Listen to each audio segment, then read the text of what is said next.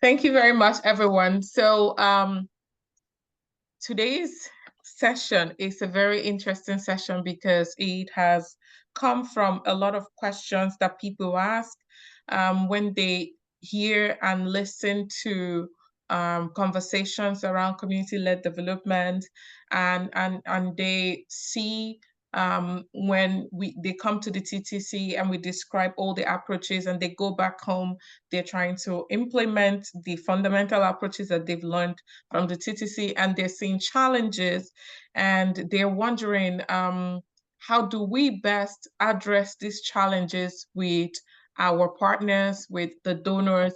And there is always this conversation, which approach works best, right?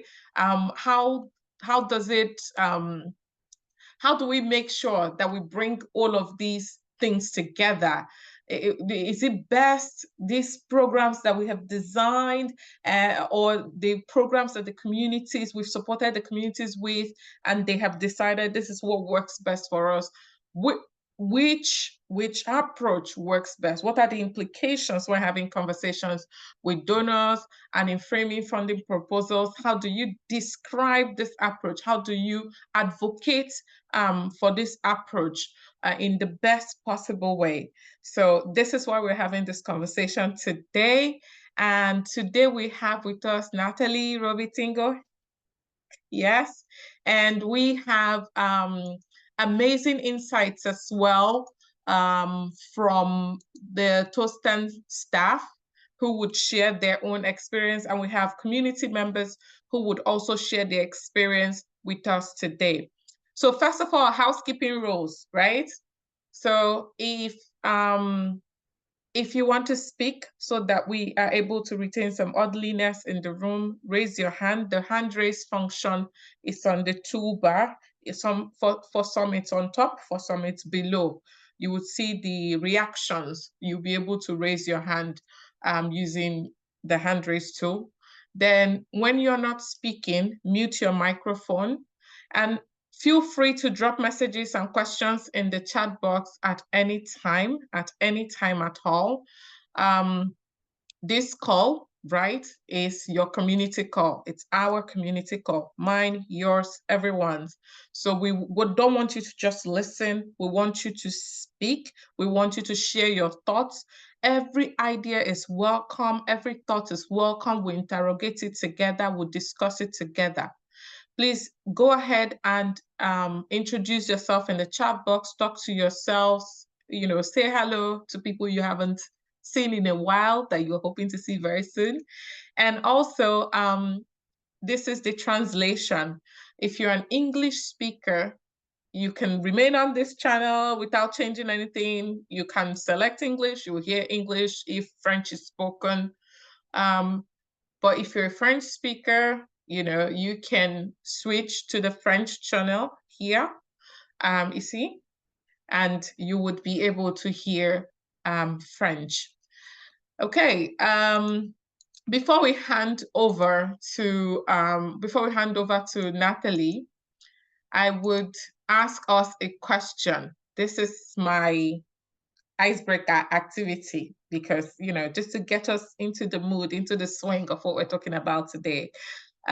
What aspects of community well-being do you think attracts donors, right?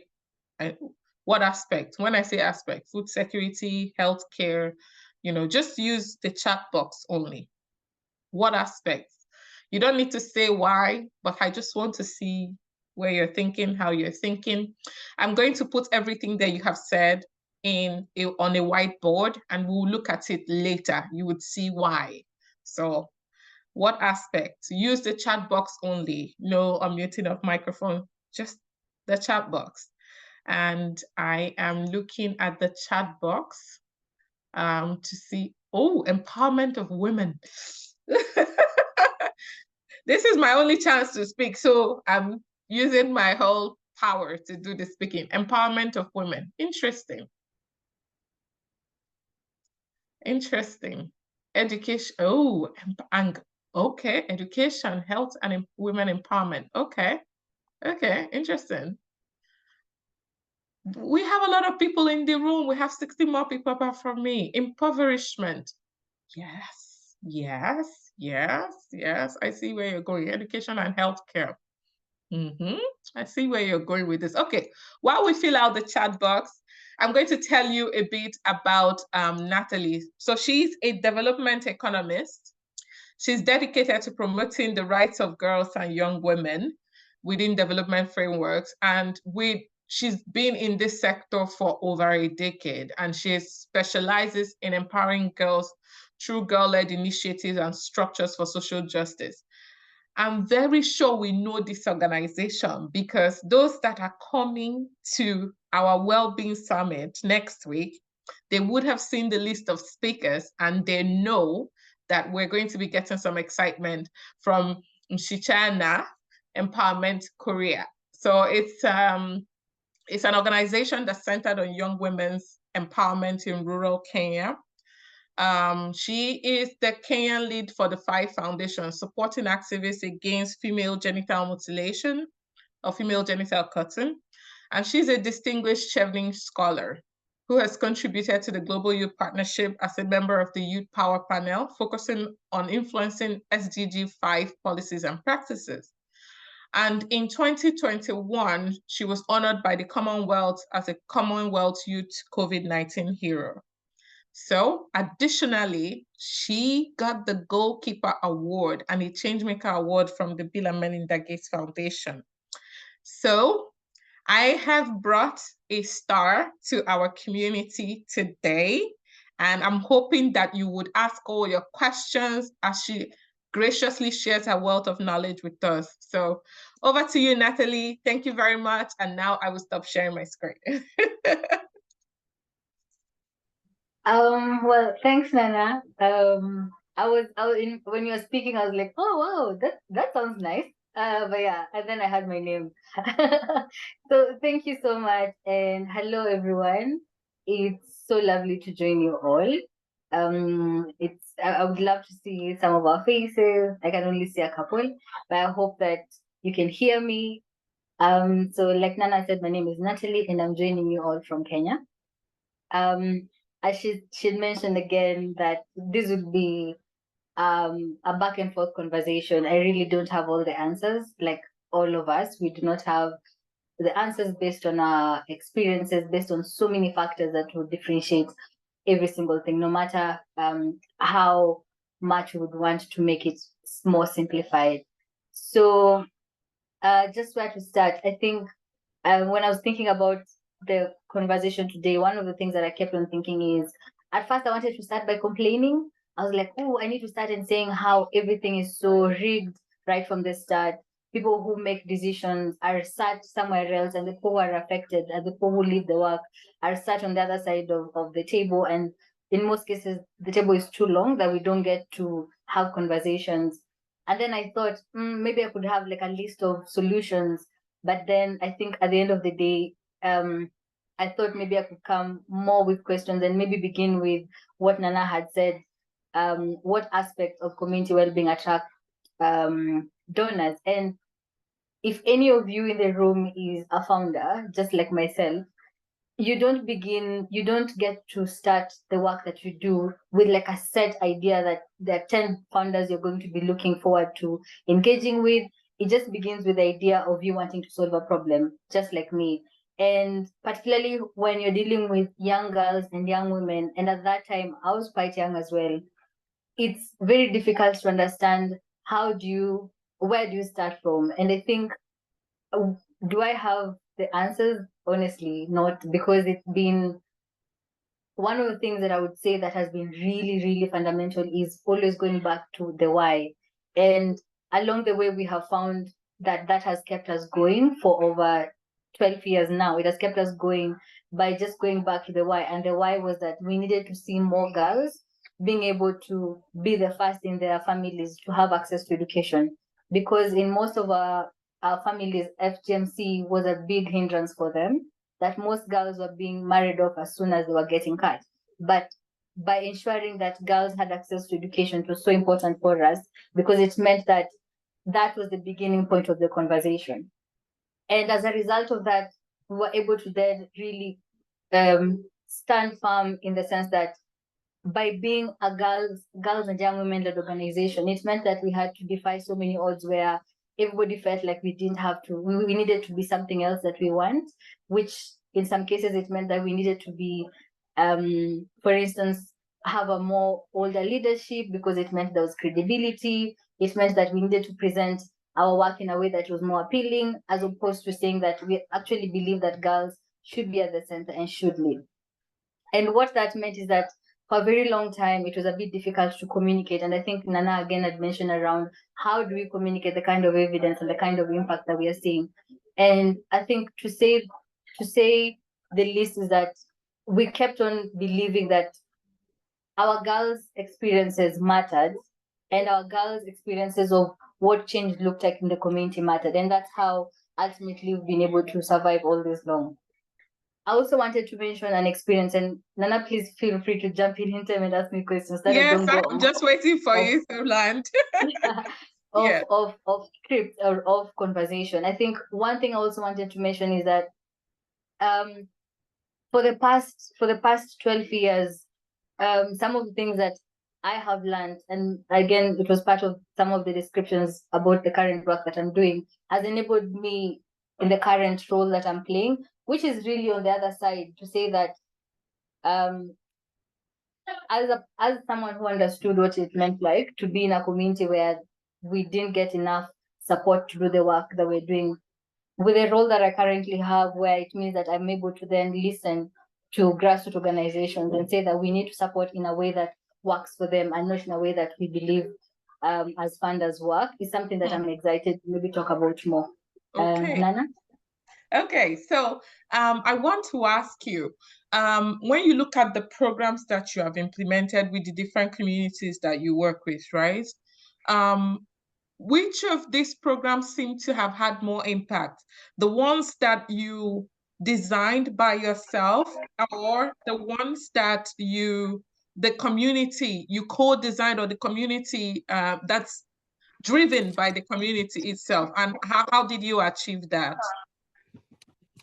Honestly, I don't want to feel like I am being too, like I'm bragging, but right from the start, our programs have been designed by girls.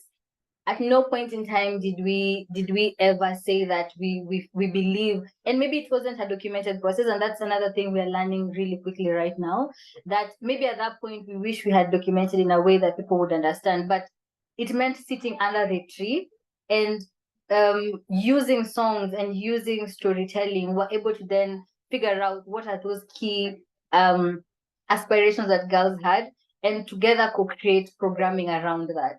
So, for instance, I think one of the programs that has been, maybe some of the people here in the room, or if you checked Msichana online, would come up, is a program called Naweza. Naweza was just a self-affirming program that came as a result of girls sitting and chanting songs. And as a result of that, we were thinking of, okay, so we know that all these issues are impacting girls. However, they themselves being able to self-affirm and have that sense of going back to themselves and looking at what are those capacities that they have was so important for us. So all along, that has been the journey. However, just to point out some of the things that maybe the lessons we learned in times where there wasn't intentionality in co-creating with the girls. And I'll give an example. So for a while, there's a time we were really keen on menstrual health, and menstrual health for us was tied to how girls are viewed in communities. So when girls begin their menstruation, then it's a cue in the community to say that, oh, they're now grown, let's marry them off. But also we realized that access to services and access to information was not really enough. So we as the organization are like, we'll quickly get a partner who can give us menstrual pads and give this to the girls. But then we realized that the kind of menstrual essentials that we're giving them did not work for them. So for instance, we provided the girls with reusable reusable menstrual pads. But in the end, when you go back to find out how the experience was, none of them had wanted to use it, just because of we didn't take time to think through with them whether that would be. However, on the other side, we were so proud to say that we have provided reusable menstrual healthcare products to girls, and we have ticked a box, which for us that made sense. So drawing the two comparisons where we have seen, and it affirmed our process of we have to consult with girls, as opposed to where we didn't and it failed terribly, and now we are learning through that process. Okay. At the beginning, you talked about documentation, right? Walk us through your process. Like, how was it when you started, when you were trying to talk to, say, donors who maybe want you to do something else, and you're trying to explain to them, we can't do what we want. We have to, this program has to be driven by the needs of these girls in the communities that we work with. How did you provide evidence? How did you walk us through some of those early challenges and what you learned from it?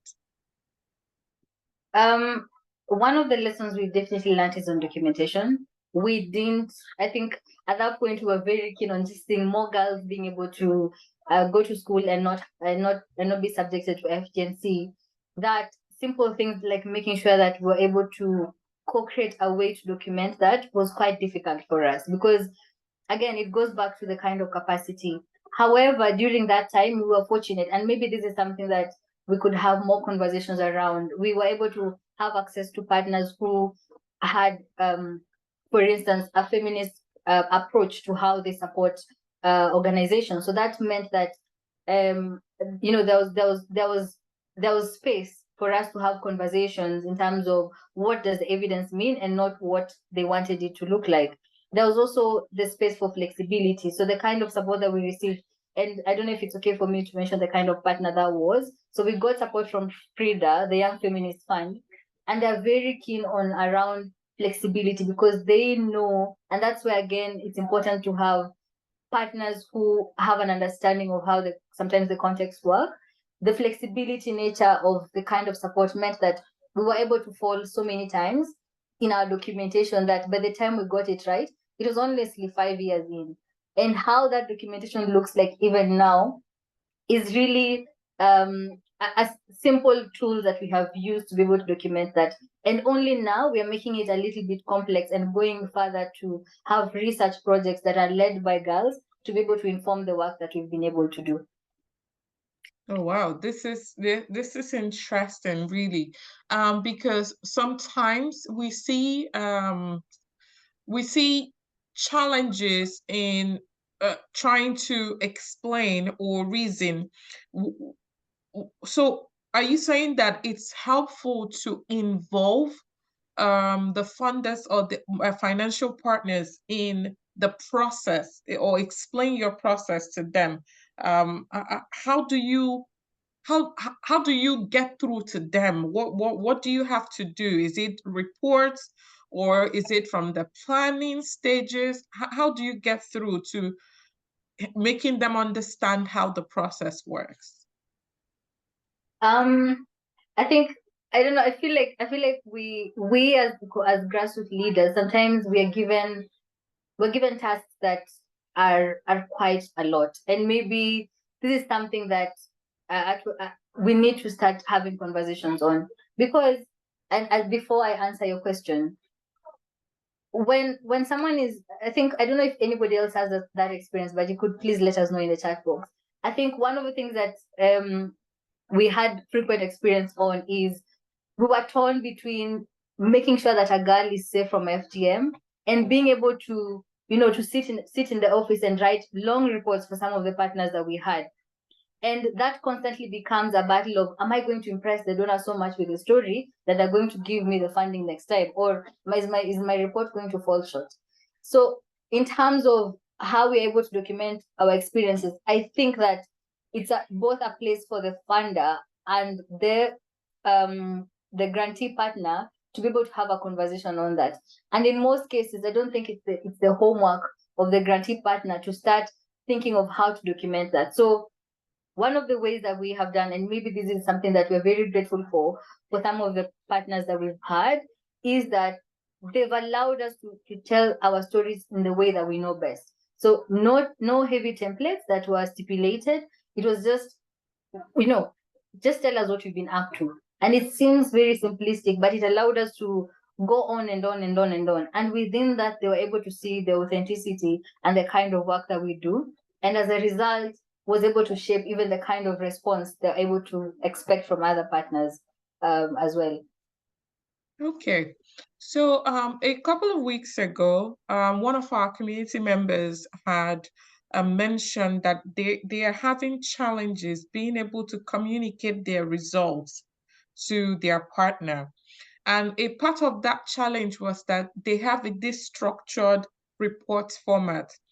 And they were trying to explain that what they were trying to find a way to say the reason we have this approach is because of what we have learned and which we have tried, which is working. So that's why we've adopted this approach. And here is evidence that it has worked. Where community members are faced with such challenges, where there's like a standard, how can they use that?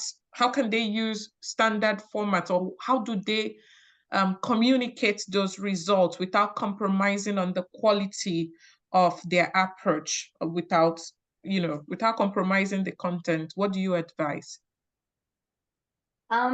I think maybe my first advice would be by the time the template is being sent to you, I think, and you look through it and see that it's something that is not really a reflection. Even if you wrote in, depending on how many points are required, or even a brief description, tell us the numbers, etc. If you still believe that it's not going to tell enough of your experience, one of the things that we have tried and we have done before is we write back to the partner and say, listen, this is not sufficient. Can we find an alternative? And the person on the other hand who is wishing you, is rooting for you and wanting to you the best from your experience and wanting the investment to make sense would listen. Sometimes the adjustment might be a little bit, you might have to go back and forth a lot more. So I think first it would be starting with the confidence to say, can we find an alternative? And in most cases, I think they would. And we have seen, I think, across, and maybe Nana and the other colleagues from Tostan can talk about it. We are starting to see a shift where people are saying, let's listen to partners more. Let's listen to grassroots leaders more, because that's where the change is happening, and the kind of reporting and the kind of evidence we're seeing right now, particularly if we're looking at the various well-being indicators, is not working. However, we know the work is there. So for some of the organization leaders that we have here, the first place to start, especially if it's maybe youth-led organizations or really community-based organizations that are, have little time or little manpower to even start thinking of crafting big reports. One would be to communicate and maybe start to talk about alternatives, and maybe that could also help in the long run how the partnership runs. I don't know if that answers the Yes, that question. that was Yeah. very helpful and very insightful.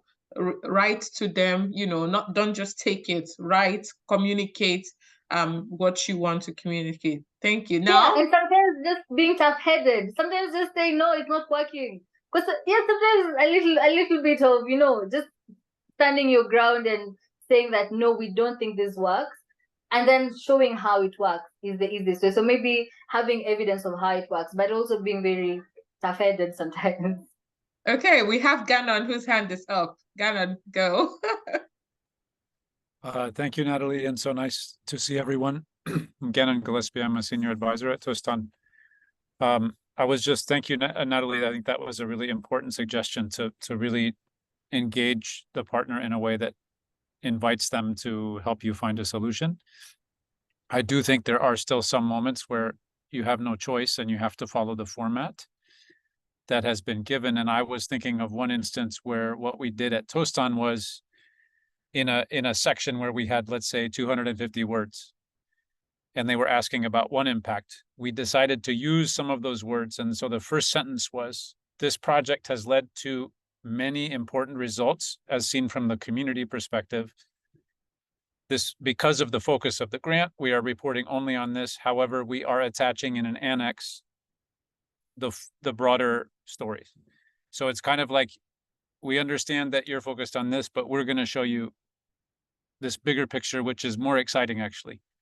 And I hope that everybody on the call feels like that they can and should do that, because that's part of what the donor has contributed to and part of the story, I think, that's happening. Again, thank you, Natalie. I really appreciate what you're sharing today. Thank you. Thank you so much, Gannon.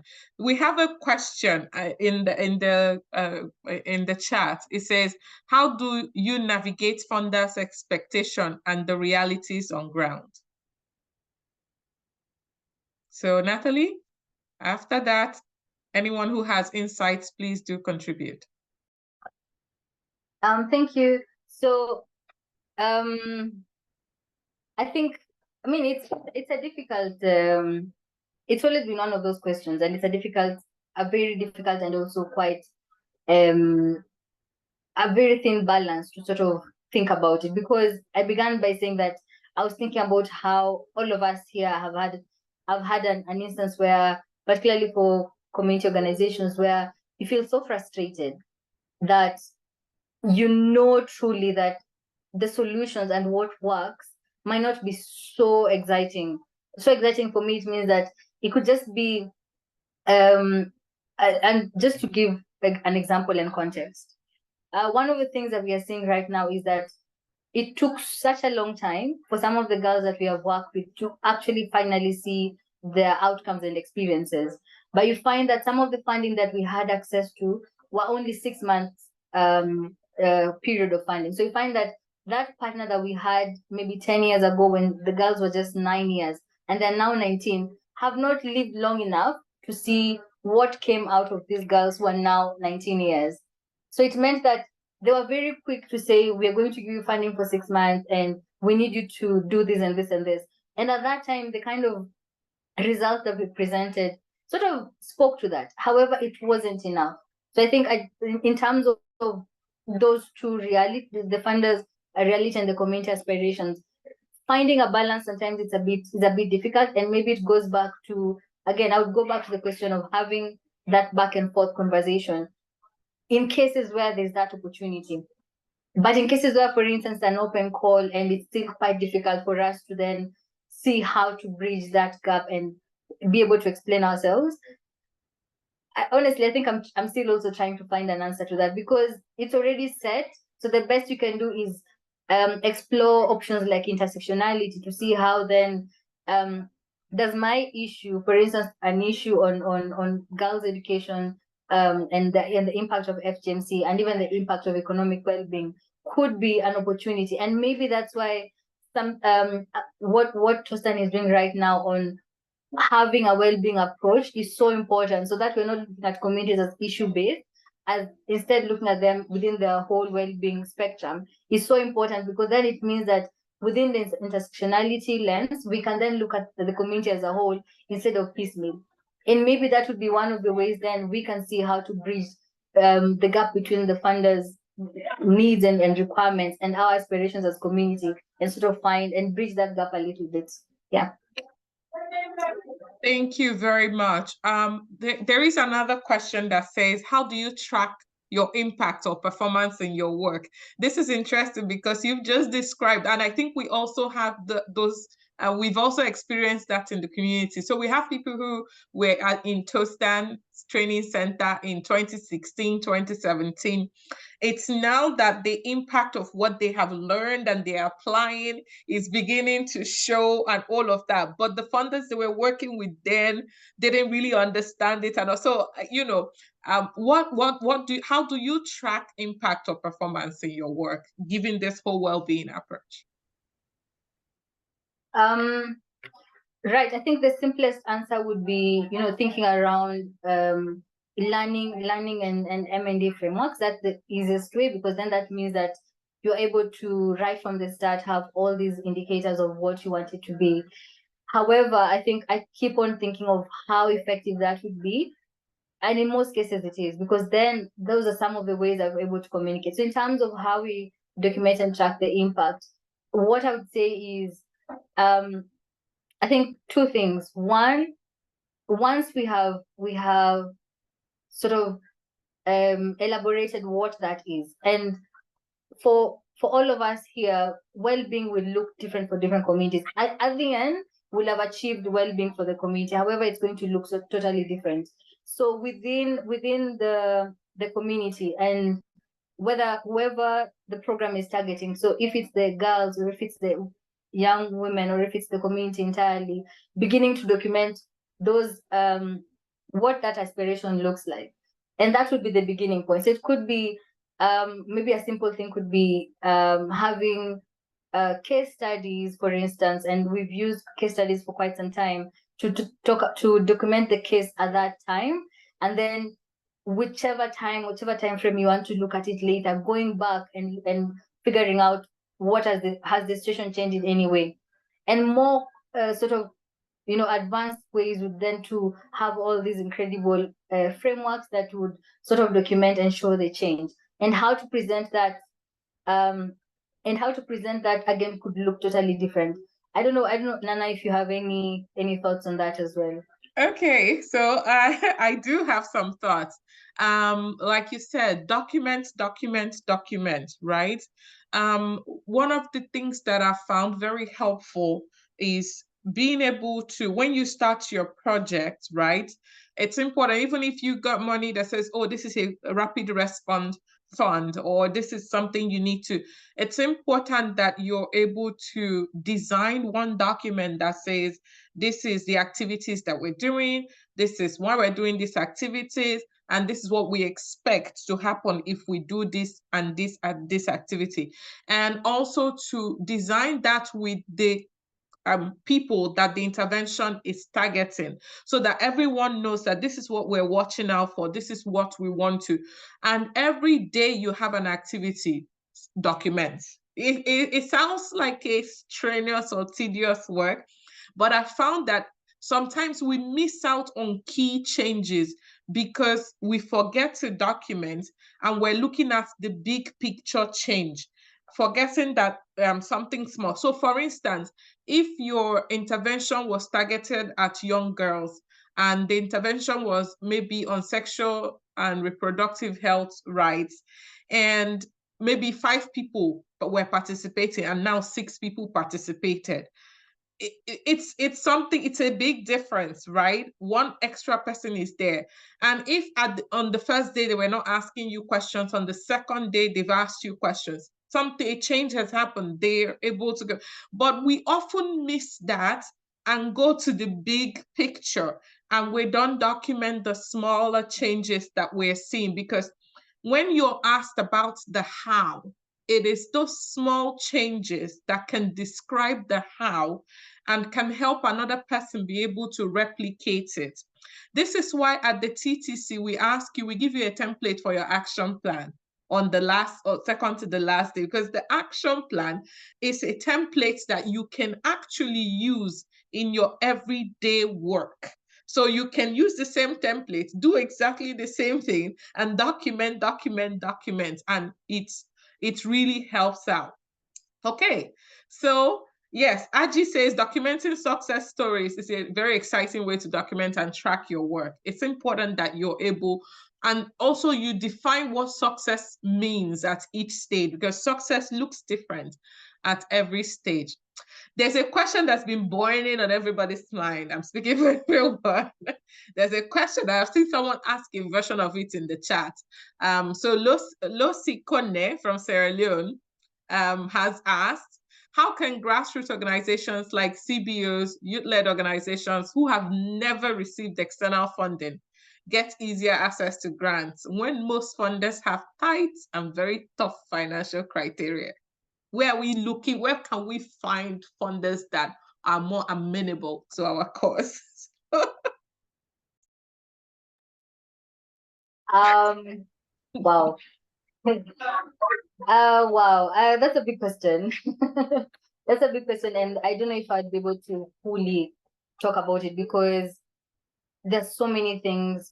There's so many things that we have to consider, and not really anything that the community-based organization or the youth-led organization really has to only focus on. It's also on the funders' perspective, because we know that as long as the system is still, and it's already been historically quite discriminative, in the sense that we have all these things that we want to use as checklists in terms of how change looks like. So having that in mind, what are some of the things that we can do? I think, again, I'll put it back to Tostan. You guys are so best placed to be able to work with these organizations, to be able to give them the kind of capacity that would, quote unquote, attract this kind of partners. So organizations like Tostan and other organizations that have the capacity can be able to begin, be like the starting point to hold these partners, because the other alternative would be quite long. However, in the process of the long journey, you'll come across organizations and partners that are keen on supporting such kind of organizations. And I gave an example of organization like Frida, the Young Feminist Fund. They're really keen on flexible funding. Also, the kind of support that I'm currently providing to grassroots leaders through the 5 foundations. So one of the ways would be to go for flexible funding, or funding that is geared to organizations like us, which is not a lot, is another way, but it's a very long process. On the other hand, is being able to have, and it's great that we're in a community like this, being able to be part of a community like with Tostan, who can then help us navigate and understand how the process looks like in terms of maybe a one-on-one capacity, as opposed to maybe any other kind of support that may not be quite individualized to every organization. But maybe somebody else can also come in and help us unpack I was going to ask Francesca. So yes. because she's had like a massive experience with these things. So Francesca, what are your thoughts on this topic? So hello, everyone. Nice to see you all. Some of you I've seen before, at least online, and some I haven't. So just to let you know that I'm part of the Tostan team also, and I work on the areas of strategy and program. And before, although I've collaborated with Tostan since 2004, I initially did it when I was working at UNICEF. I'm working a lot with African NGOs and African governments. So just so my experience comes sort of from many different areas. And I'm really impressed by this conversation. I can feel the strength, the passion of really wanting to serve communities, really to partner with them, to listen to them. I loved what Natalie said. Natalie, wonderful. You said so many different things I'd like to comment on, but there was one sentence you said that really struck me, which was generate the support in a way that works for them. And that's exactly, I think, the heart of what we're talking about, in trying to, on the one hand, discuss with the donors, but at the same time be very honest and true and authentic to what the communities, in the case that your programs is working with girls, girls and women, what works for them. And it's not even for them, it's with them. So how can we work together? And so as you were speaking, and some of the other questions also, I think there's one point that I wanted to share where I think we can all make a contribution and we can all benefit individually as organizations and together, which is that as we discuss with our donors, donors typically asks, what results are you going to generate? And many of the templates, either when it comes to proposals or when it comes to reporting, are about what are your targets? What are you going to achieve when you're doing a proposal? And then what have you achieved? What have been your results? And it's framed in a way where it sounds like as if it's the organization's results. It sounds as if it's our results as the externals. But in fact, we all know that when the programs are done well in the way that we are all passionately committed to, the results are not our results. At best, we are partners in those results. Those results are of the girls. Those results are of the communities that we partner with. We act primarily as the catalyzer. Most of the resources that go to those results are from the communities and the girls and whomever themselves. It's their energy, it's their coming together, it's their capacity to start interacting in new ways and to be able to do things together that maybe as before seemed impossible, right? So what is the thing that I think we can all do? It's when funding partners ask us what will be your results, we simply rewrite that sentence to say that the results that we expect will be achieved by whether it be girls, whether it be communities, okay? The results that we expect will be achieved by them or with them or both, depending on the sentence, are A, B, and C. I know it sounds like a small change, but it's a huge change. And if all of us, as we engage with donors, really focus on that, what seems a small difference, but is a big difference. Say that, Tostan is dealing with a donor, and Natalie, from your side, you're also working with the same donor, and they're hearing it from different organizations. They're hearing it from grassroots organizations. They're hearing it, hopefully, sometimes even from the girls themselves, because through our case studies and so on, it's the girls who say, we have achieved this, rather than Tostan has achieved this, or whichever organization has achieved. It's our achievement, meaning the girls they feel proud of it.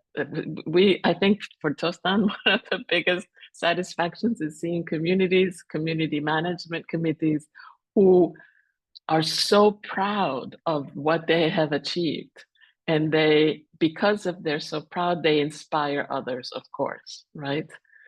So again, it seems like a small detail, but it's a huge detail. And I think we can all really come together, and both in our proposals and in our reporting, just clarify that the results, we're just the instigators, we're just the facilitators. The results are actually belong to somebody else.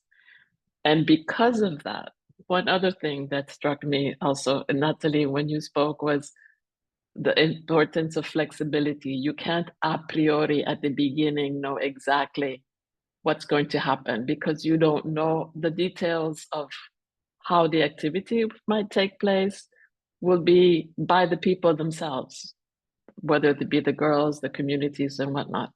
And so we do see, of course, in Tostan, we've seen there is a recurrence of patterns that the communities will go through. So we, of course, don't start from scratch every time, because you do build an experience. You see what the empowerment process looks like. But at the same time, there is a margin of flexibility that you always need to leave. And I think if we can build that in with our donors, that also reinforces the idea that it's not us top down who are, even with the best of our experience, we don't have we can't really do it for them. It's with them and listening to them. So thank you so much for this. This is really wonderful. I think we can all really work together in that way. Yes. I mean, these are like between you, Gannon, and Natalie, I have like so many quotable quotes. I've just been saying to myself, like this, I've been saying to myself, this is such a bomb session. It's so great. I mean, there's a lot of lessons that's been packed into today's session. To be honest, I wanted to continue, but I know that I promised you all that I would have some, we would have managed good time management. So I'm trying my best here, but I really wanted to continue. One last question, which I'm going to throw open to you, Francesca, Natalie, Gannon.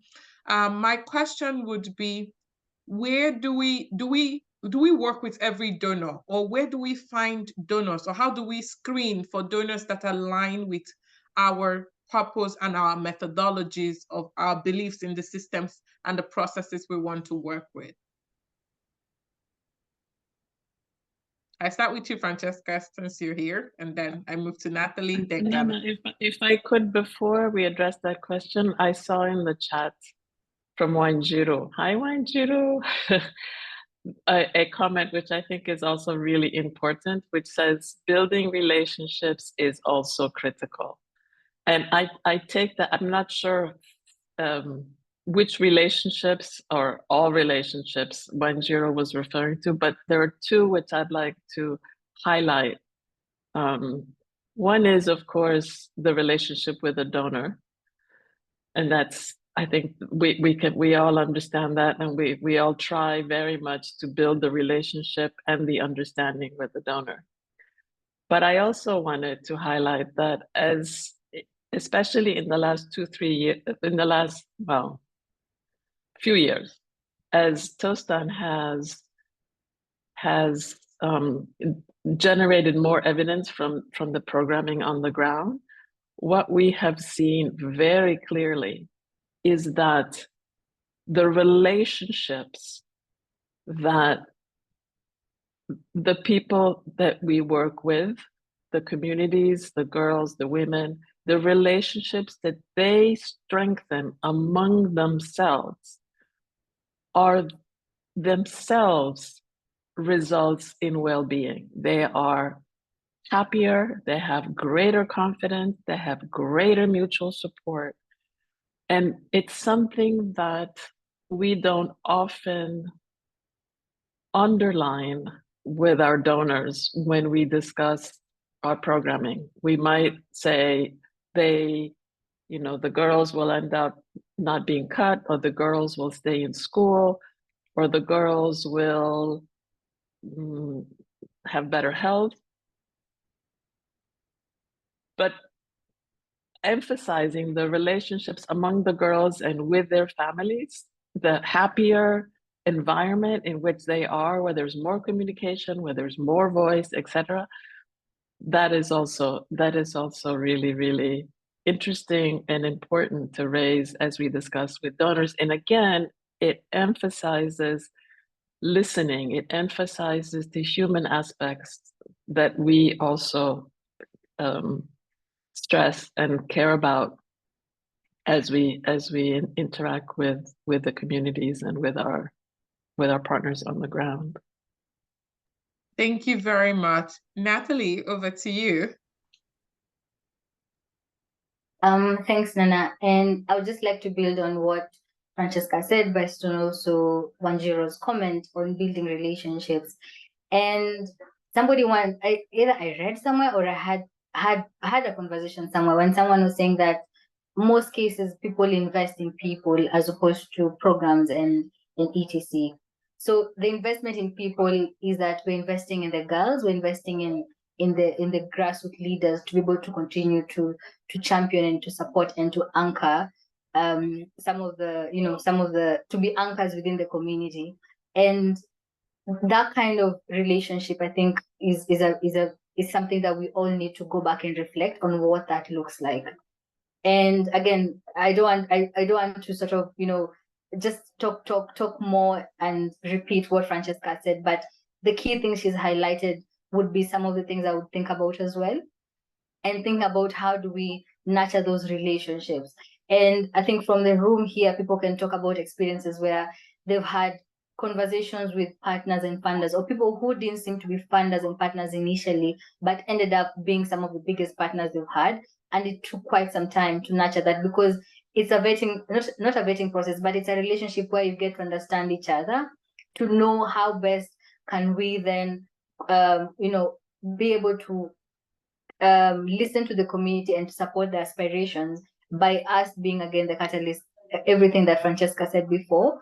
And it only begins by you, the three sort of components, the funder, you in the middle as a catalyst, and the community right at the front, being able to be supported in that way. And that's where the relationships will come in. And I would say maybe a place to start is within this space, to speak to each other, to see who are those partners you're excited about, and then begin to see how we can get more people to speak. Because if we have these key partners who are saying that this is how we are supporting, and then these partners speak again to other partners, we begin to shape and see how things are. And again, I'll go back to how the kind of space that Tostan has created, being one of those places that we can already start from, and then see who else is one of those partners that could be would be an added support within the space for us to then begin to get our partners engaged with them. And hopefully that is one of the ways we can then demonstrate the kind of evidence and the kind of support that exists, to then tap into spaces and to bring in partners who were never part of this process and never understood. Because I think it's a matter of just demonstrating perspective, because in most cases they only know one perspective, and that's what they have been stuck on. But we are beginning to demonstrate that things can be done differently. Thank you very much. Gannon, any additions to this? Yeah, thank you, Nana, and what an amazing conversation. So, Nana, as you and I talked about, we have in some of the groups that I'm involved in internationally, there are kind of lists of resources where people can find community-focused organizations. And Nana, I think you and I already agreed that we're going to make a kind of big list of resources that people might be able to benefit from. I think the question that was asked by Lossi, I think it's actually the question that the entire world is asking right now. You might ask, why did we ever try to do development or help people where we weren't answering that question already? But here we are. And so I think, and I would also mention, and it was already connected, that this is a central question in Tostan's new strategy, which goes from now until 2030. And actually funding for communities is at the heart of the strategy. And we've been very clear internally that doesn't mean funding for Tostan only. This means funding for communities, a world in which grassroots organizations, local communities, CBOs, and other partners who are helping community well-being are getting more of the resources they need directly. If we need to be like playing a role to help that happen, great. But our goal is not for funding for Tostan. I think the other thing that came to mind for me, thinking back to when Tostan was much smaller, is that there are so many different kinds of funding out there. And I think one of the things we can also do, Nana, in this group is to just help create that sense of the different kinds of support that exist: multilateral, government, institutional, self-generated revenue, private philanthropy, corporate philanthropy. I mention all of those because each of those have kind of different ways of working. They're looking for different kinds of communication. And it's important to remember also that not all funding is always published publicly. So there can be a trap where you look at the places where funding is listed and you don't realize that there's other funding happening. And that's where I was so excited to see the relational, because I think a lot of the funding that goes without being published is given based on relationships. And so building relationships is really important. So thank you, Nana, and let's work on those resources. Thank you very much. Gannon has let the cat out of the bag because we are working on We're working, but it's a good way to, this is a really good time to segue into that. We are working on finding resources, having like a database of resources where COP members can access, you know, and we can also have conversations if you need to have conversations, advice, or talk to someone within the community on how best to approach some of those resources. It's in our plan, and he has he actually championed it. So we're going to have that for next year. So that's something that we're working on at the moment, and that's really amazing. Which I would say thank you to Natalie, thank you to Gannon, thank you to Francesca. There's a next segment. This leads us to the next segment, and this segment is important, right? Because we're talking about partnership, we're talking about collaboration, we're talking about resources. So it's important that we know, right, what's your work plan, what's your organizational priority for next year looks like. And if we know, then we understand where to fit it in. So this is our work planning moment. We're going to use a few minutes. Put it in the chat box, right? What is your organizational priority for next year? As an organization, what's on top of your list? What are you prioritizing? So that we can look at inwards, and we can look within the community to see people you share similar priorities with, people you share similar interests with. So we can find ways to connect you, we can find ways to support you. So what is your organizational priority for next year? In a few minutes, just quickly put it in the chat. If you don't put any in the chat, we assume you don't have any. So you don't have any priorities for next year. That's also fine. So what is your organizational priority for next year? I think I should put this in French in the chat. I should have done that earlier on. And while we do this, it would be really sweet that we take a picture. This is our last call for the year. I would not be seeing you online except in WhatsApp group. So we would like to take a picture for today. And I would, while we prepare our organizational priorities in the chat, I'm not seeing anything in the chat yet. Hold on. There's nothing in the chat. Is it me? You don't have organizational priorities for next year? Anyways, think about it. You don't have to be instant, but this is something for you to think about. We would be hosting a session, a strategy session, where you will come with your priority for next year. This will happen in January. It will be like our kickoff for the year start. This is also to let you all know that the advisory group of the Community of Practice is going to be meeting at the TTC in a couple of weeks, so that we can work plan for 2024. And we would share the outcome of that meeting with everyone in the community. And beyond the work plan, what support would you like from the COP for next year? This is something we also want you to think about. What support would you like from the COP for next year? What would best, how can we best support you? How can the community, how can we support each other? What do you think would work really great for you for next year? And with that, I would say that we are at the fun part. It's just that there is no item 7. The item 7 here is going to be us, just taking a nice picture. I can't see faces, just me, Gannon, Natalie, Lucy, Amos, Idrissa. Who else? Turn on your cameras. Let's take a nice photo. Turn on your cameras. Let me remember that I spent my day with you all. Look at your great faces. Oh my God. Godfrey, where have you been? Where are you? Godfrey, turn on your camera. You know we love to see you. Hey, Godfrey. Lola, Your camera is not on. Juma, Danielle, Magdalene. Oh, I'm going to see Magdalene next week. Yeah. I'm looking forward to seeing her so much.